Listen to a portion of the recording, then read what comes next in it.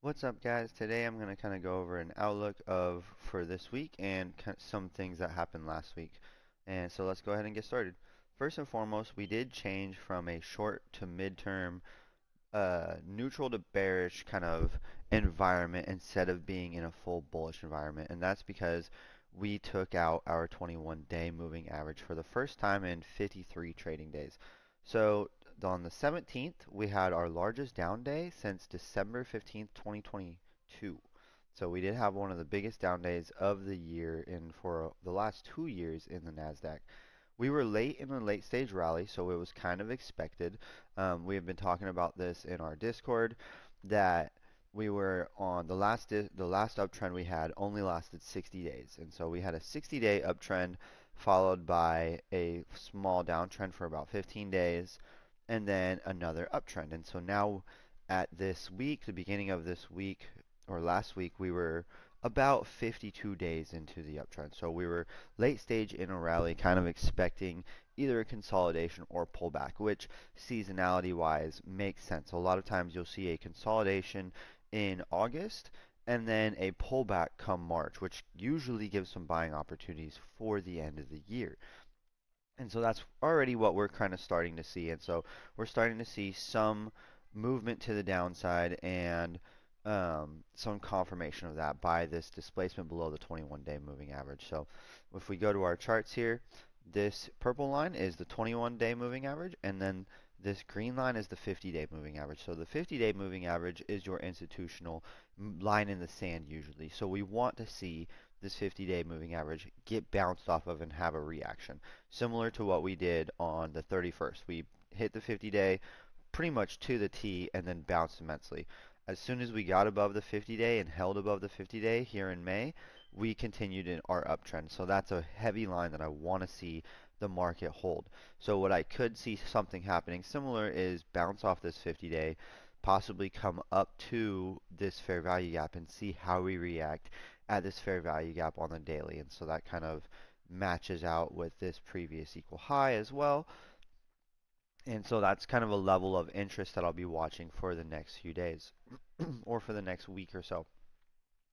Really matches up. So we have heavy volume. If you could just look at the volume here, we do starting to have some volume upticks where you see just heavy spikes of sell volume. That one's there.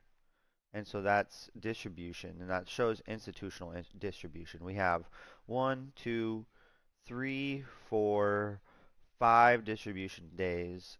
I think that's 25 days. And so if we go 25 days, so 6 distribution days in 25 days. And so what that is that's showing how much distribution that institutions are actually selling, and it's not just retail. And that's from a William O'Neill kind of market knowledge and from William O'Neill's book, How to Make Money in Stocks. And so we're watching these distribution days, checking to see if there's a cluster of them. If we continue to cluster, that's going to show more distribution from the market. So if we do kind of continue lower, I would look somewhere right around this previous high of about 19,000. And so that'll be the next level that I look for. I don't think it's going to happen all at once. I think we're going to get a small little bounce and then possibly a continuation to the downside. So we'll see how we react at that. Next, we got the ES. It doesn't look nearly as bad, but we do have just kind of this confirmation where we are failing to displace above. We have a downside reversal for 2 weeks in a row.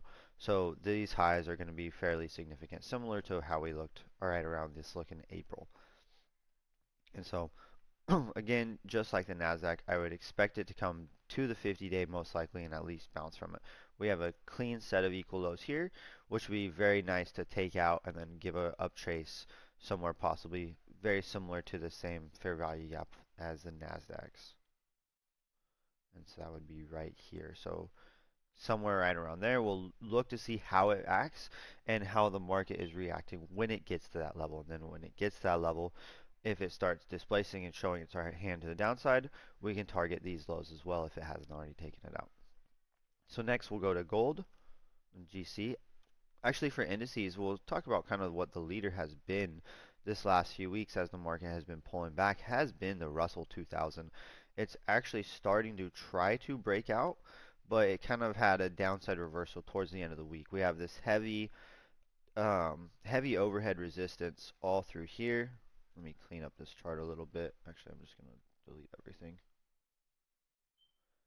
Heavy overhead resistance all through here where we held, displaced below, came right back up to it, and displaced below. We did have 1, 2, 3, 4 days of just straight up on the Russell, so it wouldn't surprise me if we kind of did pull back a little bit and yeah, before if it does want to continue higher. So now let's see if it makes a higher low or what it wants to do from there. So there's a small fair value gap here, and then this more prevalent one, which could be useful down there. So 2 levels to watch on the Russell as well. So, and that matches up because we do have a weekly fair value gap right up here. And so I'll be watching these levels for the Russell to see how we react. And it kind of looks similar to this leg where we could come back down to this 2100 and then look to see continue higher. This does look like a very long-term accumulation, but it's just kind of, the Russell's terrible to trade. But that shows a lot of the strength in some of the small caps. Next, let's go to gold. Gold had a nasty downside reversal last week as well, and this monthly chart is kind of failing to displace also. So you're having really heavy top wicks for the last 3 months. So we'll see. This month hasn't closed yet, but we'll have to see how it does react. So the weekly though, we tried to get past these highs. We took them out. We displaced to do the downside as a downside reversal, inverting this fair value gap here on the daily chart. So so the cleanest level and the most prevalent is just going to be easy right here at this 25.55 as a swing low. That's kind of the low-hanging fruit in my opinion. I think that could easily get taken out, and then if it doesn't kind of react here, I could see it coming down. There's 1, 2, 3, 4, 5 sets of equal lows right here, and if you could take these back here a little bit, that's even another set. And so you have a ton of equal lows, ton of liquidity down to this 2300 level on gold. A failed displacement, so it wouldn't surprise me if it came down to this 2300 before fully displacing to the upside if it decides to.